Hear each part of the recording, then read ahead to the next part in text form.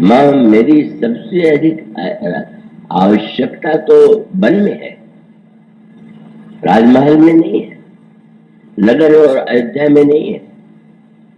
श्री राम ने जब ये कहा था तो उसका अभिप्राय है कि भगवान श्री राम के जो जिस विकास और आदर्श को स्थापित करना चाहते थे उसको ये स्वीकार उन्होंने माना कि वो ये मेरे लिए तभी संभव होगा कि जब मैं वन में जाऊं और वन में 14 वर्ष तक निवास करूं।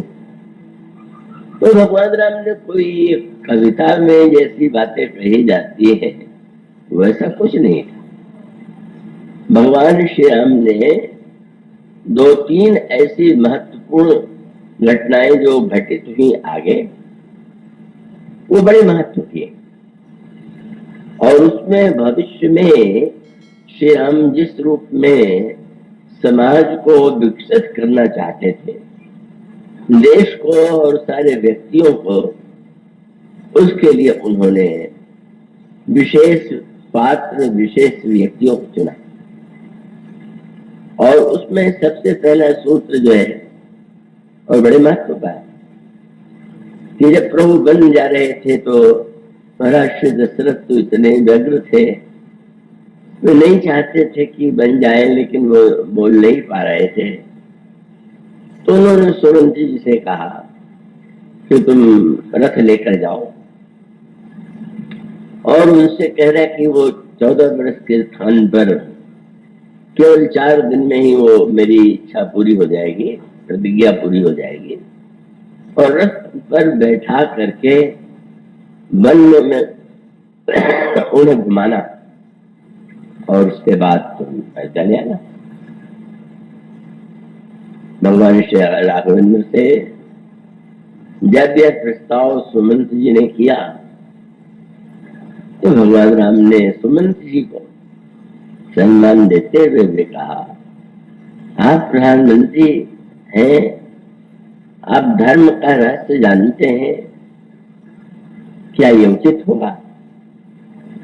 क्या आपको ये लगता है कि मैं पिताजी की आज्ञा का पालन, क्योंकि तर्क यही था कि अगर महाराज दशरथ ने 14 वर्ष के लिए आज्ञा भी दिया तो आज्ञा तो कभी अपने मुंह से उन्होंने नहीं दिया, केवल महारानी कैकेयी ने कहा और वे चुप रह गए। तो इसको कैकेयी ने बताया कि ये सिद्ध हो गया कि ये मौन जो है स्वीकृति का लक्षण है, स्वीकार कर रहे हैं।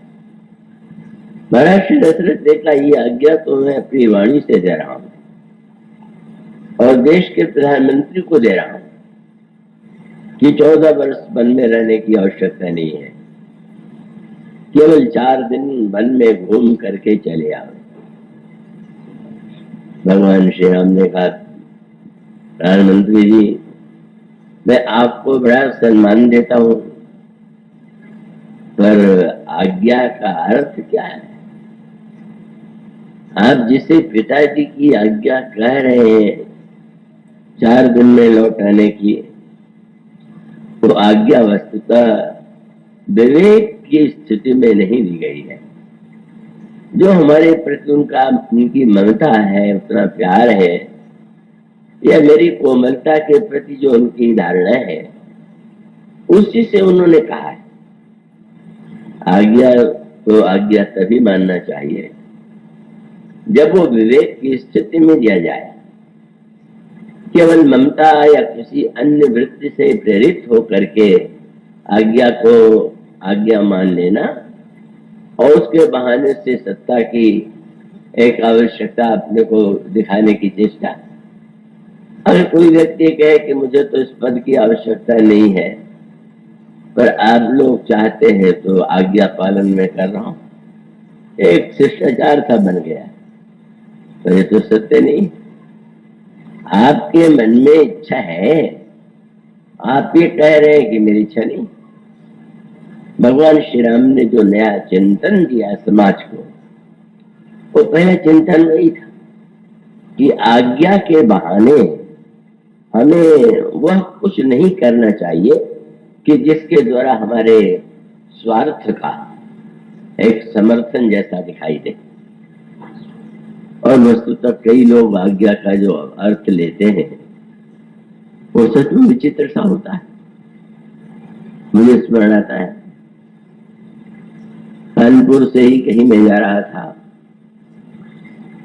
और प्रथम कक्षा थी जो ऐसी की होती है, और मेरे सामने दो महानुभाव और बैठे हुए थे, और वो दोनों एक साथ तो नहीं रहते थे पर परिचित दूसरे से थे। तो एक ने सिगरेट जलाया और जलाने के बाद पीने के पहले अपने मित्र से कहा कि ये लो, तुम भी लो। तो उन्होंने कहा कि नहीं, मैं सिगरेट नहीं पीता। क्यों नहीं पीते? तो उन्होंने पिताजी ने मुझसे कहा था कि तुम कभी सिगरेट ना पीना, उनकी आज्ञा का पालन मैं करता हूं। वो गहरे मित्र थे तो उन्होंने कहा कि यार सिगरेट नहीं पी रहे हो पर शराब तो पी लेते हो। उन्हें शराब के विषय में पिताजी ने कुछ नहीं कहा, इसलिए हम उसके विषय में स्वतंत्र। हमारा आज्ञा का अर्थ यही हो, पिताजी ने आज्ञा जो दी उसमें जो हमें पसंद आई और वो हमारा बना लिया। पिताजी ने नहीं कहा तो मुझे छूट है।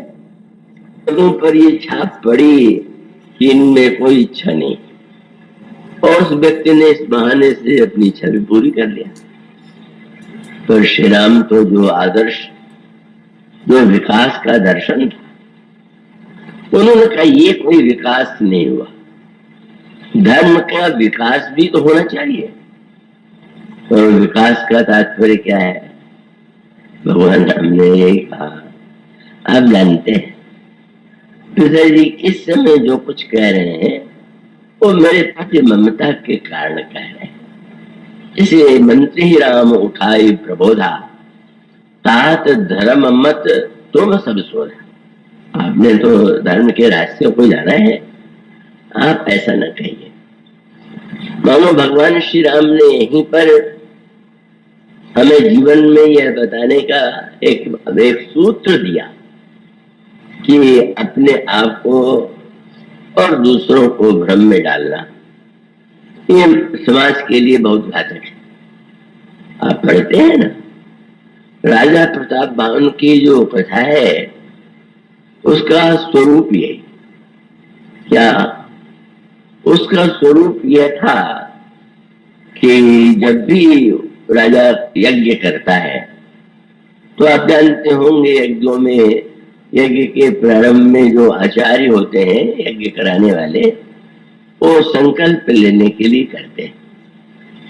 और संकल्प लेने का अर्थ क्या होता है कि आप जो यज्ञ कर रहे हैं इसके लिए किस कामना की पूर्ति के लिए, किस इच्छा की पूर्ति के लिए यज्ञ कर रहे हैं।